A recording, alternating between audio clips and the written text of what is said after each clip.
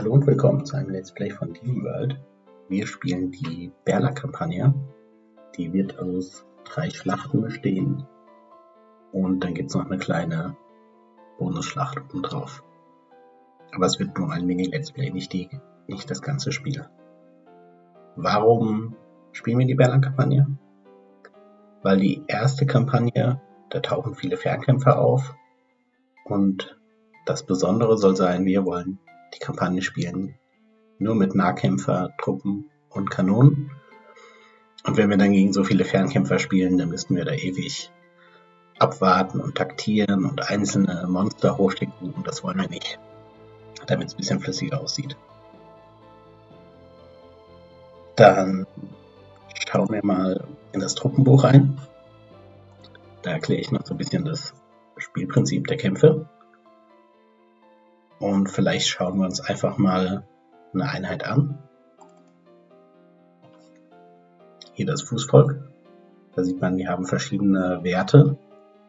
Kampfstärke, Panzerung, Beweglichkeit und Moral.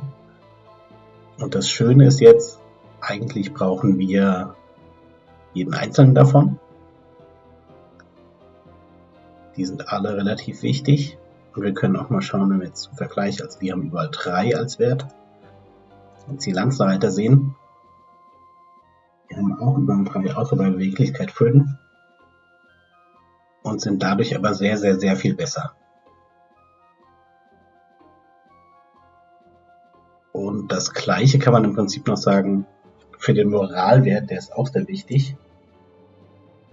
Da gilt so als Faustregel, diese Truppen hier oben, die haben alle 3, die stammen aus dem sogenannten Provinzheer. Dann gibt es hier die Truppen des Kaiserheers, die haben meistens 4 als Moral, und die Ordenstruppen, die haben 4 oder 5.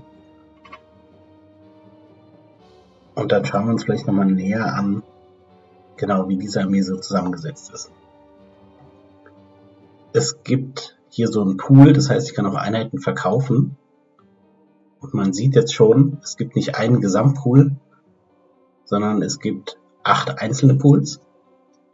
Und ich kann, wenn ich Infanterie verkaufe, auch nur Infanterie davon wieder kaufen oder auffüllen. Also wenn die Truppen im Verlauf der Kampagne Männer verlieren, dann kann man die wieder auffüllen. Das sollte man auch machen, denn meistens sind es ja die erfahrenen Truppen, die Verluste erleiden und die man dann wieder auffüllt. Das heißt, die Truppen können sich verbessern. Die haben diesen Stern, den sieht man nur hier. Der füllt sich dann auf, wenn diese Truppen gegnerische Truppen in ihrem Wert besiegen. Und dann verbessert sich die Einheit. Und diese Truppen des Provinzheeres, die stellen bei uns zum größten Teil die Infanterie. Die sind nicht so stark, dass sie von alleine kämpfen können, sondern wir müssen mit Zauberern erst dazu in die Lage bringen, dass sie ordentlich durchhalten, weil sie vom Moralwert nicht so gut sind. Die restlichen Werte sind eigentlich okay, beziehungsweise die sind sehr langsam, was auch ein großer Nachteil ist. Deshalb kommen sie oft gar nicht zum Kämpfen. Das werden wir dann alles sehen.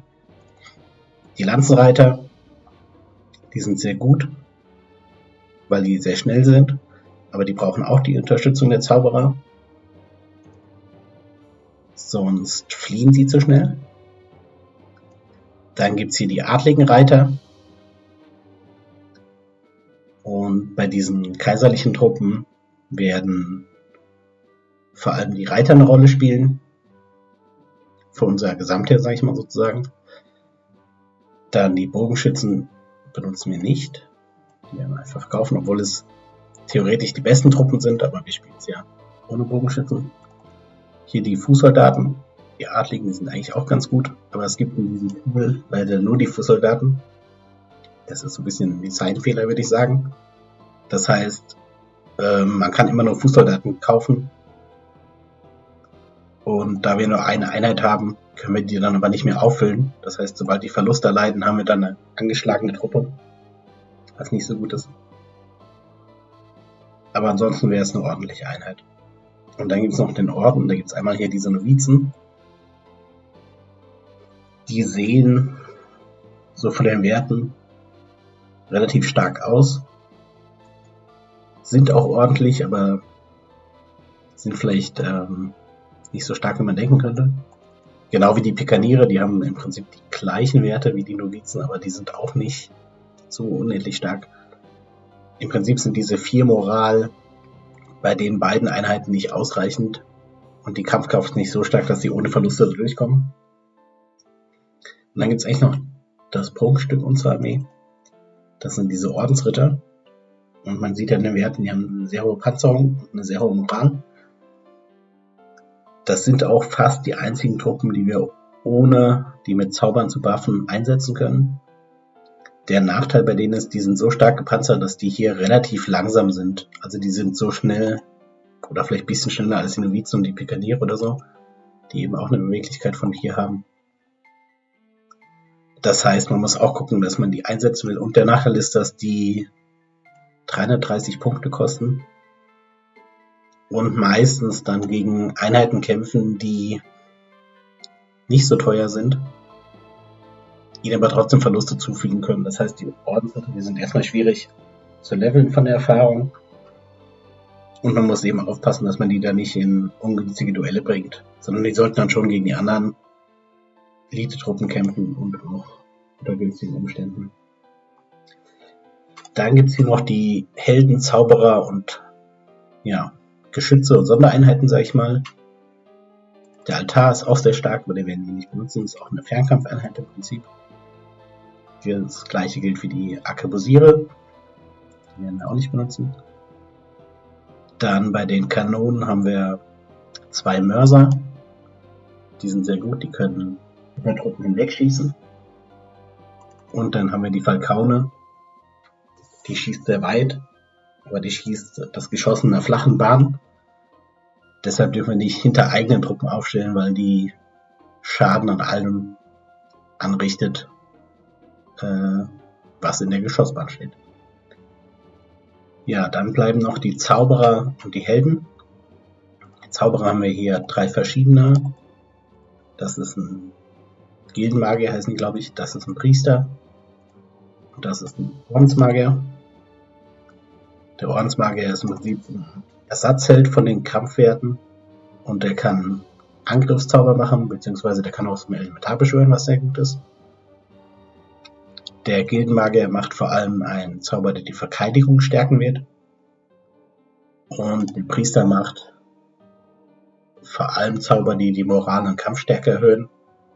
Er kann aber auch theoretisch Angriffszauber machen, muss aber relativ nah rangehen. Das werden wir wahrscheinlich weniger sehen. Dann haben wir hier noch 4 Helden. Der ist der beste Held. Und einer der Anführer so gesehen. Die anderen sind dann bisschen schwächer. Und Helden sind fast so stark wie Einheiten, könnte man sagen. Man sollte aber Helden trotzdem nicht alleine kämpfen lassen gegen Einheiten. Das geht auf Dauer schief. Da werden sie irgendwann sterben. Sondern Helden sind sehr gut, um Einheiten zu unterstützen und andere gegnerische Einheiten kurzzeitig zu binden, festzunageln, um dann mit der restlichen Armee einzugreifen. So, das war's soweit in der Einführung. Dann schauen wir uns als nächstes die erste Mission an. Da werden wir allerdings nicht hier unsere Armee sehen, sondern da die Berlan-Kampagne die zweite Kampagne ist, erhalten wir neuen Nachschub und in der ersten Mission dürfen wir dann nur den Nachschub steuern. Bis gleich.